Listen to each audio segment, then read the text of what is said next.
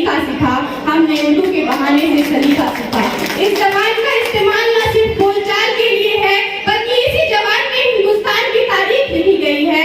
हिंदी और उर्दू सगी बहनें हैं। सुनिएगा, किसी ने क्या खूब कहा है, सगी बहनों का जो रिश्ता है उर्दू और हिंदी में, सगी बहनों का जो रिश्ता है उर्दू और हिंदी में, कहीं दुनिया की दो जिंदा जबानों में नहीं मिलती।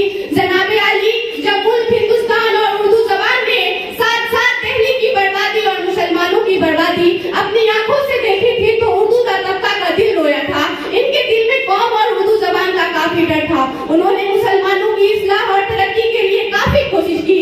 सदर आली वकार, उर्दू जुबान की अहमियत का अंदाजा इस बात से लगाया जा सकता है कि उर्दू जुबान है जो कौमों के दरमियान राब्ते का जरिया बनी। ये उर्दू जुबान है कि जिसने कौमों के दरमियान राब्ते का जरिया बनने के साथ साथ पाकिस्तान की कौमी जबान बनी। और यही पाकिस्तान की कौमी जबान में वो मिठास मौजूद है कि जब लोग उर्दू बोलते हैं तो लोगों के दिलों में अपना घर करना भी जानते हैं। सदर आली वकार, उर्दू जबान वो जबान है जिसे बोलने में हमें फख्र महसूस करना चाहिए, मगर बहसियत नौजवान आज जब मैं छोटे छोटे बच्चों को देखती हूँ कि वो उर्दू बोलने में शर्माते हैं और टूटी फूटी अंग्रेजी बोलने में फख्र महसूस करते हैं। हम सबको चाहिए कि भले दो रोटी कम खाए पर अपने बच्चों को उर्दू की तालीम दिलवाए, उर्दू को आगे बढ़ाए, उर्दू अदब के लिए मजीद काम करे।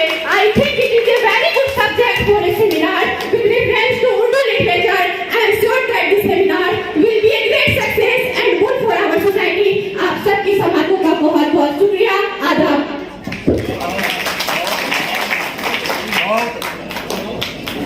बहुत बहुत मुबारकबाद के मुस्तहिक तस्लीम फातिमा।